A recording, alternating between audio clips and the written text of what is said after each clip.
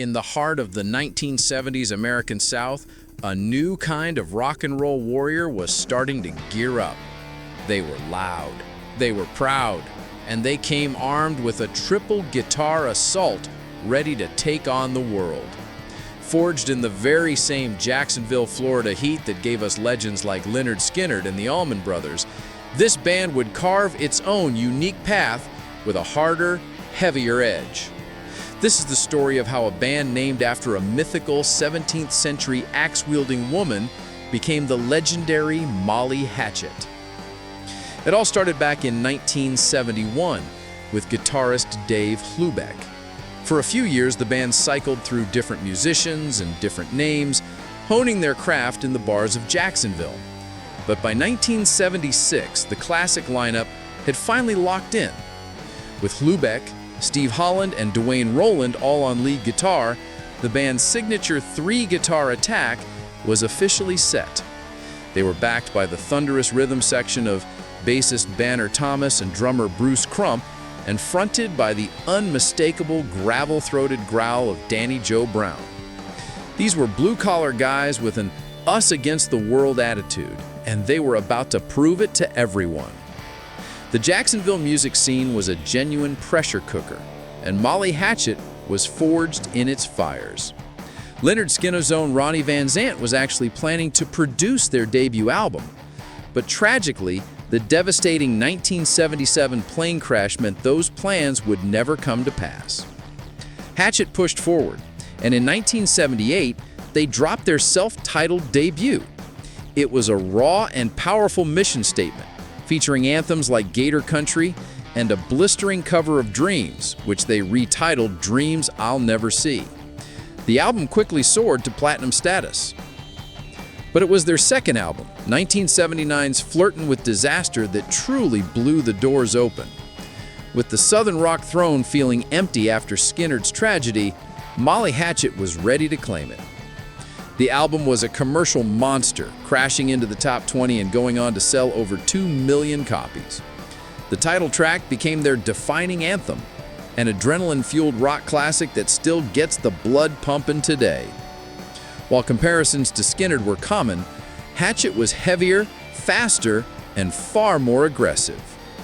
Adding to their unique mystique were their album covers, which often featured epic fantasy art by the legendary Frank Frazetta, giving them a visual identity that was every bit as mighty as their music. Just as they were hitting their absolute peak, the lineup began to shift. In 1980, an exhausted Danny Joe Brown left the band, worn down from the relentless touring schedule. He was replaced by Jimmy Farrar, a singer with a grittier, more blues-based style, who would front the band for 2 albums, Beatin' the Odds and Take No Prisoners, both of which leaned into a more hard rock sound. The classic sound wasn't gone for good, however, as Danny Joe Brown made his return in 1982. This reunion resulted in 1983's No Guts, No Glory, a powerful return to form that also saw the introduction of keyboardist John Galvin. But the shuffles just kept coming. Original guitarist Steve Holland left in 1984, the same year they released The Deed Is Done, an album with a more polished, radio-friendly sound. Just a year later, founder Dave Hlubeck also departed. His spot was filled by guitarist Bobby Ingram, a man who would eventually come to define the band's entire future. The late 80s and the 90s became a story of pure resilience. The 1989 album Lightning Strikes Twice didn't quite recapture their old magic, and by 1990 the band decided to step away from the studio for a while, though they never stopped being a powerhouse on the stage. The real test of their endurance came in 1996, when Danny Joe Brown suffered a major stroke, which forced him to permanently retire from performing. His hand-picked replacement was Phil McCormick, a singer who had the power and presence to carry the torch forward. With McCormick on the mic and Bobby Ingram steering the ship, Molly Hatchet entered a completely new chapter.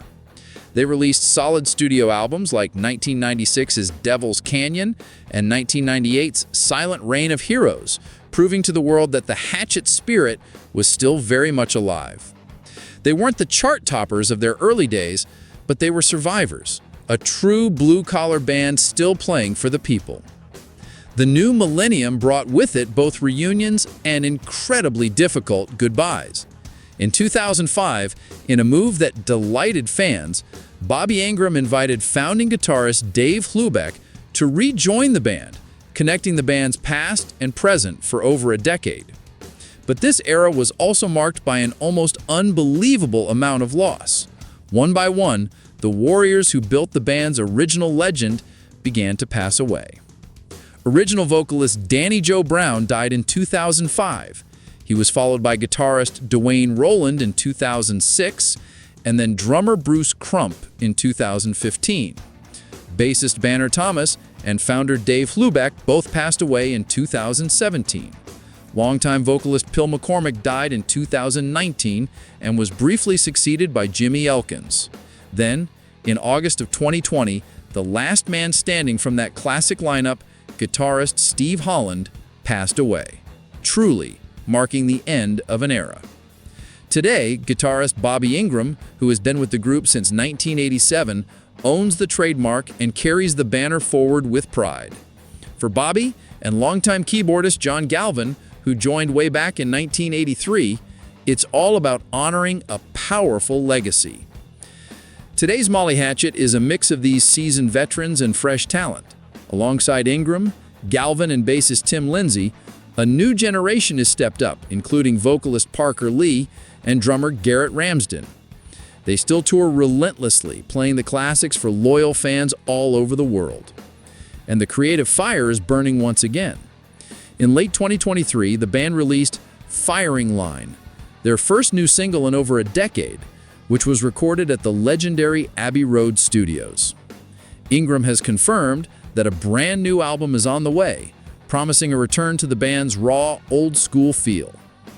From the swamplands of Florida to the biggest stages on Earth, Molly Hatchet's journey has been one of triumph, tragedy, and pure, uncut defiance. They were the hard-rocking answer to their Southern rock brothers, a band that lived every single line of their most famous song. They flirted with disaster, stared it right in the eye, and somehow are still standing today.